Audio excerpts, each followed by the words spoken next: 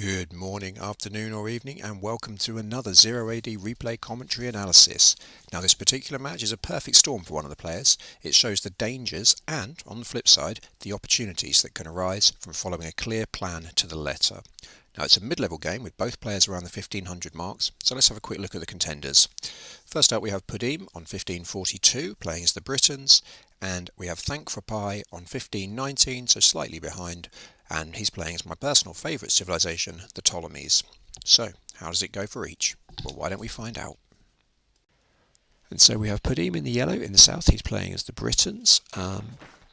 You see the first thing he's done is order 5 slingers, which you can pretty much take as a pretty good indicator that he's going to be attempting to have some kind of rush, or certainly to be attacking relatively quickly.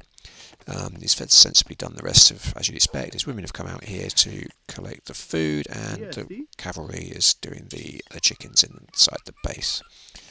Now, Thankforpie in the north, as green as the Ptolemies, is also, oh no, not also, rather, he's gone for 6 women instead, which takes him to, actually he's using the 6 women and his soldiers to build the farmstead, and he's sent his women off, 4 of them, in groups of, so in 4 groups, individually making houses.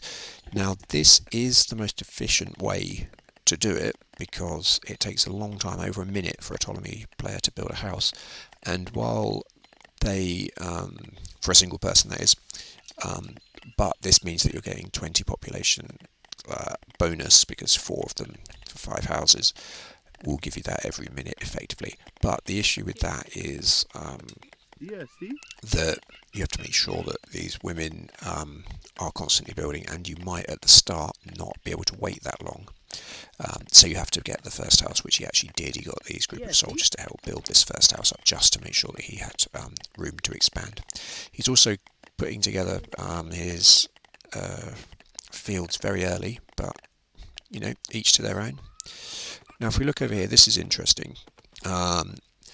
The war dog here has been given a number of set commands to attack these deer. So you'll notice that after he finishes killing the deer, he runs back further away from the deer, like he's doing now, and then comes back to hunt the next one. Now that means that those deer are all dead and won't be able to escape, which speeds up the speed with which his cavalrymen can actually collect the meat later. So it's a really good piece of play. And he's now got 10 slingers, which he can get with his starting stone and wood. And it looks like he may well have mined a bit of stone as well, because he's got 60 left, and that's I believe, yeah, he shouldn't have 60 left if he has. But anyway, these guys are off now to make a rush, and we'll see how prepared Thankforpie is for this. Looking at things, he's not prepared at all. He's only produced women, and this is where it's quite dangerous. He's obviously, you'll notice by the fact that he's got his individual women building houses, and he's got a very, very clear plan of exactly what's going to happen when.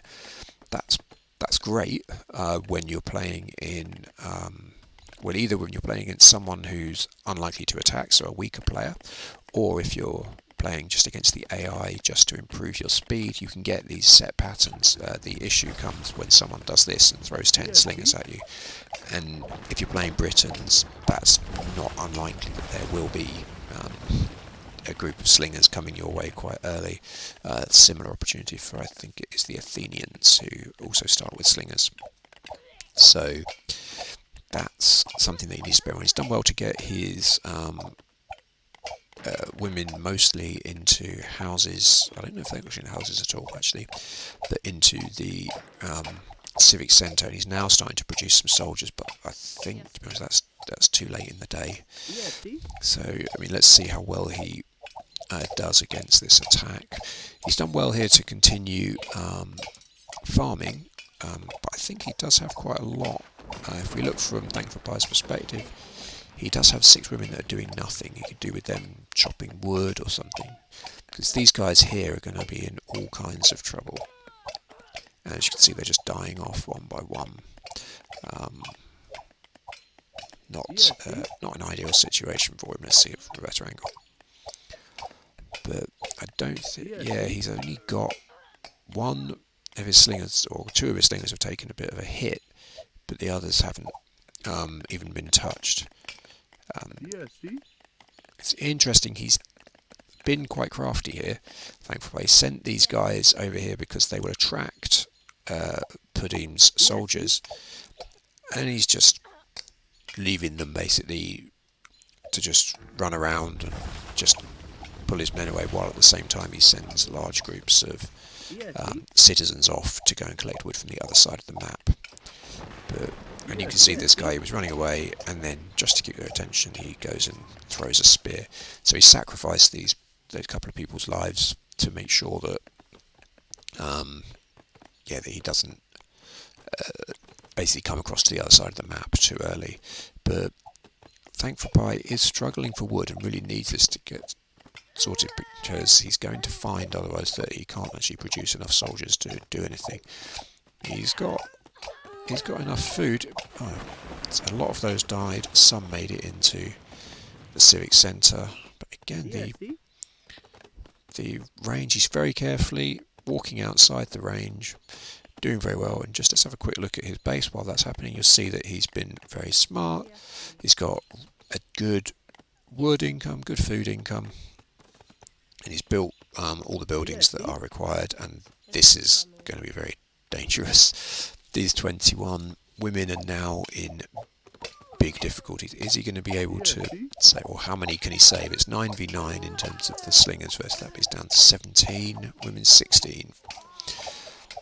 It looks like they may actually be okay, because the soldiers appear to have taken a lot of the fire from the slingers. So that's it. So he's survived. But in doing so, if we look at Thankforpie's resources, particularly food, are pretty much depleted, and he's a little bit behind in population. And normally Ptolemies and Britain should go at very similar rates, actually, to be fair. So he's leaving the men out on their own, and he's sending the women back to just have some people actually working the fields, because he's got these fields and they're not doing anything. He doesn't have any upgrades yet, as far as I can see. But let's see, does our opponent here have some? He's now, his population, he's booming quite nicely. It's moving well clear of Thankforpie now, and he is just producing a reasonable amount of... Actually, he's got only women. That's interesting. He hasn't actually got any additional. Now he's started to produce some soldiers. But if Thankforpie had been in a position to turn around and run at Pudim, then there was actually the chance of a counter-attack. It's probably too late now, and in fairness to Thankforpie, he just wanted to get his fields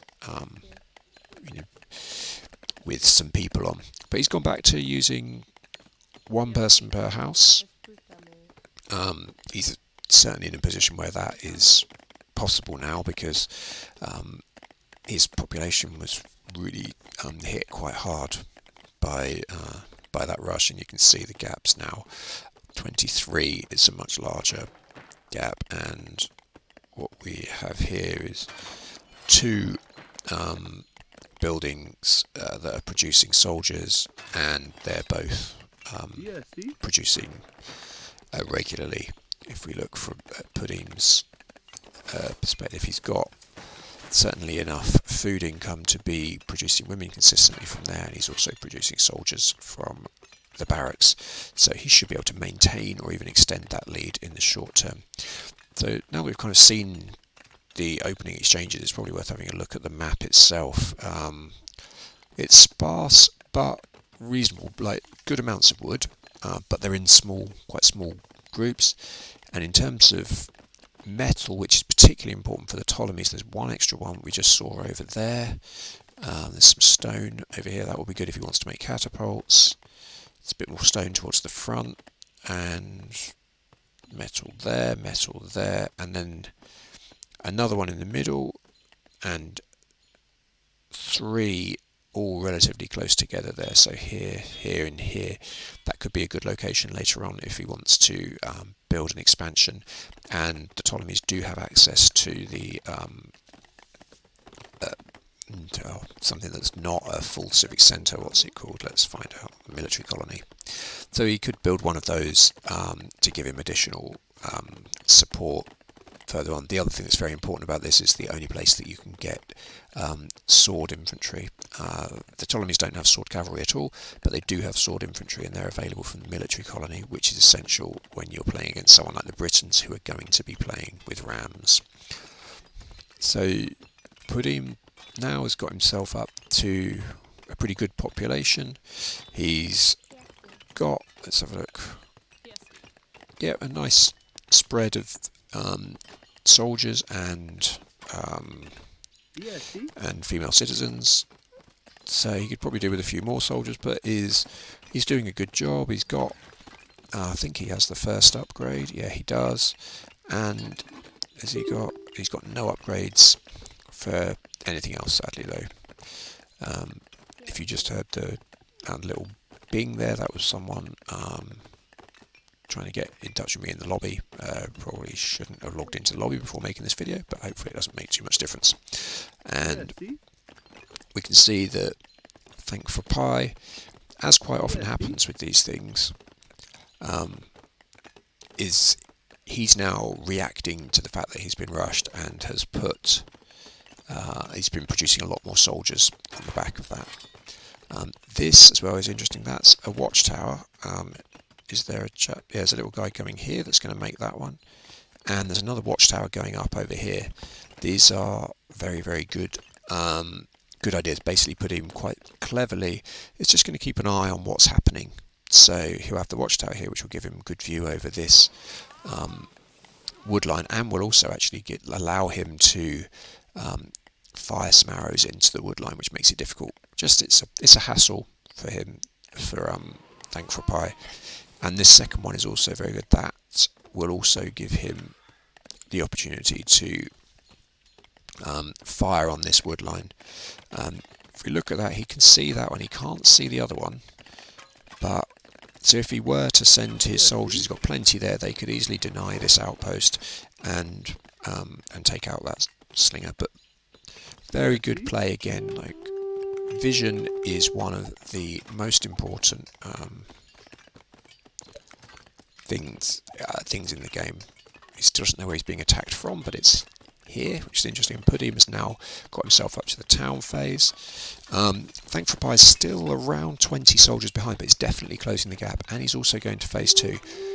So despite the fact that that rush came early on, interestingly, it's actually, I think if we compare the two, it's probably Thankforpie that has a slightly better army. Yeah, he does. So that's very interesting. I mean, it does show that if you have those a very, very strict build order, that you can actually, as long as you're able to save enough soldiers during a rush, you can just recover and get yourself into a reasonable position. You could do with taking this one down, to be honest, and it would also, from Pudim's perspective as well, it would be good to get the carrier pigeons. It's not expensive, and the additional vision range would be absolutely brilliant. Here, the fact that it would take him all the way around, almost covering the CC, would be a really, really good thing. I mean, whether he wants that's probably not going to be of any use, actually. It's just going to stop it decaying, but it's not going to decay because he's got someone inside. But really good use of outposts, like in key points, to make sure that he's got a good view of what's going on, particularly as, well, the gap's gone slightly up again, but the way that Thankforpie is producing 14 slingers from there, he's not producing from the civic centre at the moment, but possibly, well, he should be shortly. 5 women there, and now he's got another barracks up, and a blacksmith's coming as well, so he's ready. He can, after the blacksmith, he'll have to produce a few more buildings, but is looking to get to phase 3, and he's attempting to take out the outpost. So the soldiers are sick of being fired on while they do that. But you think that he's down to 5 people collecting wood from there, whereas it was 12. So it shows the difference, that little thing. And also he's had to move his people off the wood line here again because it was being attacked by there. I mean, he could have used these slingers to take that out, but he didn't. What do we have going up behind it? A market. So he's looking with the tower and the other two, the market and the thing. I'm not sure how many people he got making that. So 3 there and 7 there. So he is producing the buildings to get a fast phase 3, but he still needs one more building, and I don't know what it is he's going to go for. And what does he have in terms of resources? Thankforpie's resources are a bit low in terms of stone, particularly to get a swift phase 3. Here on the other side we have a tower.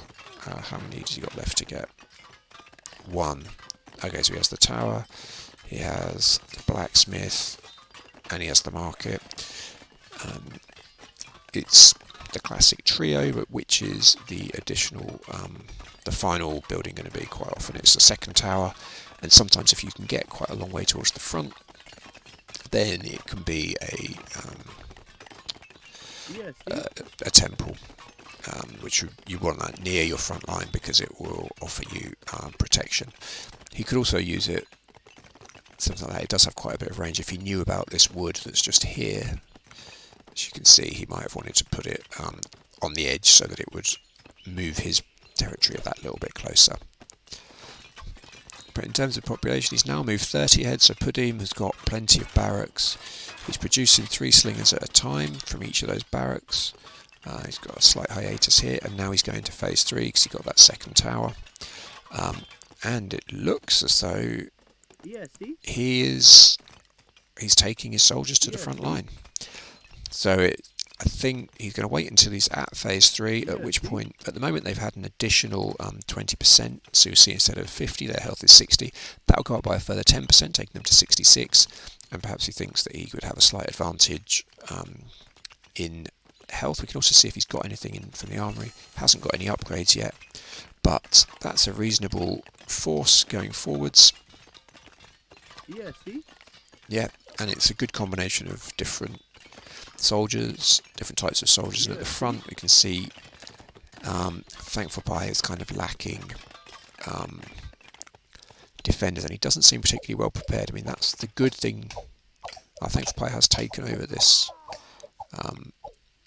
this tower now, and he hasn't garrisoned it, but it's staying inside his base. But the interesting thing that you see now is you can see he's pulling all of his troops together.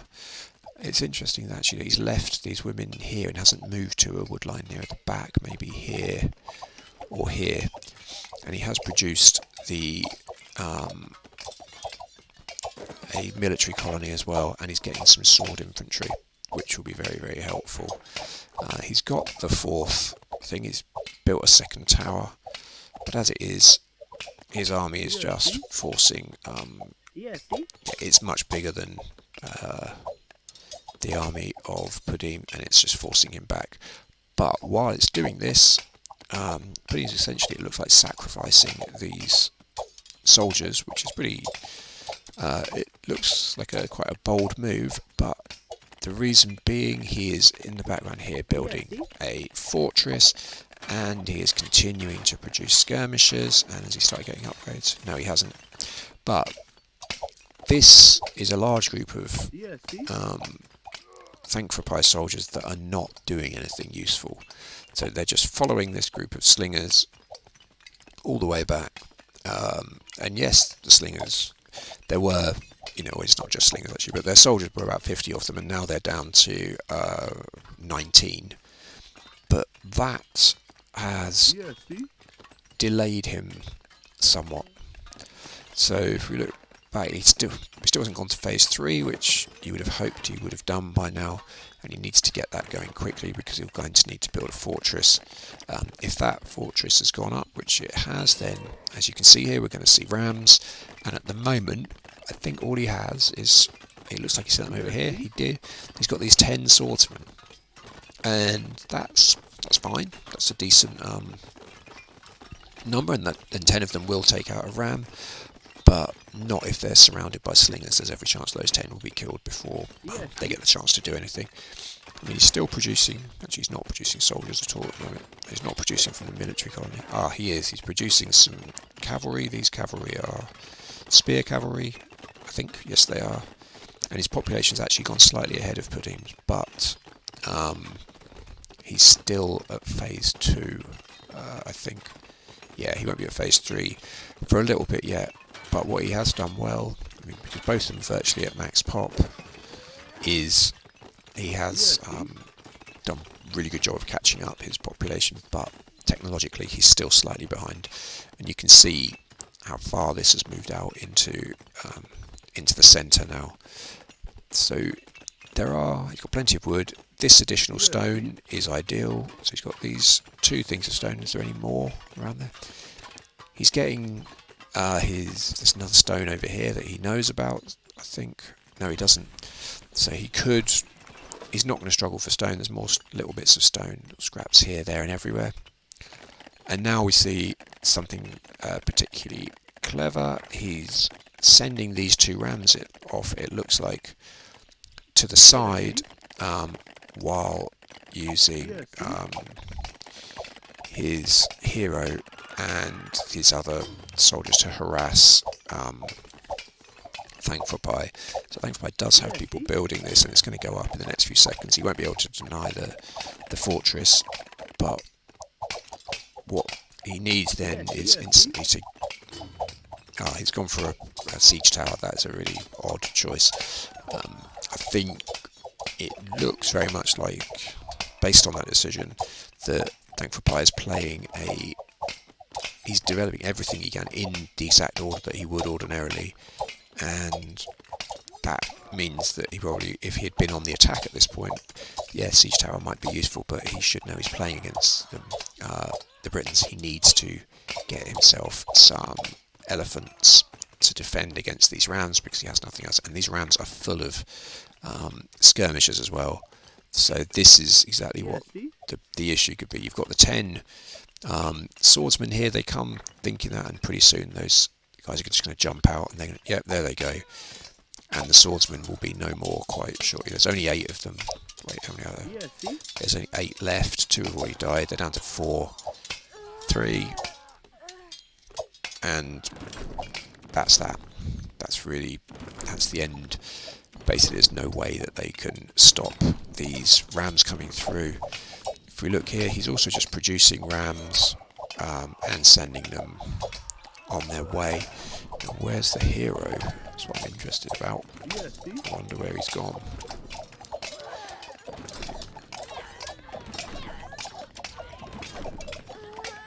Right, he's got a new hero. He's gone for the hero Boudica, which again, not the hero that I would have chosen here. It's not particularly helpful. That's useful because it makes your range units fire more quickly, but he doesn't need help with his range units at the moment. He needs help to keep that up, so he could have done with the elephant. Doesn't have it, fortunately, with this military colony. That will probably keep the loyalty for a lot of these, but he's still not really got anything that can defeat the rams, and that's going to be a huge problem going forward. So you can see that, okay, the rams, he's got some slingers which will take out the rams, but it will take them a while. He's producing more slingers. That appears to be his solution. He's now got a population of under 100, and he's finally producing elephants. So that's helpful, but he needs those elephants to get into the rams as quickly as possible. And the problem with elephants is they're so vulnerable to skirmishers and slingers and what have you. So there's every chance that that guy is in big trouble. That elephant probably won't make it to the ram before he's killed. Particularly not if he tries to take on the hero, or if he can get one more swipe. He does, and then dies instantly. But he did a reasonable job, so well done to him. Now the hero here is, done a very good job of taking out those pikemen, even though they get a bonus against him.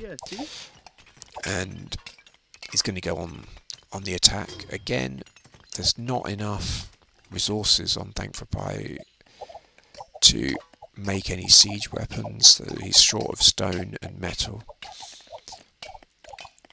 And it's a large group of people, but you can see here he's using the hero to attract the fire. He's just dancing, so the fire there is all from Thankforpie is being focused on the hero, so he's got plenty of health, he can take that, while in the background the slingers just carry on shooting. That's a real problem with the game that needs to be resolved, because it's just makes things, it's incredibly unrealistic, and it just kind of ruins it when people just dance, which is why in the pro games it's been banned. Okay, he's trying to hold on to his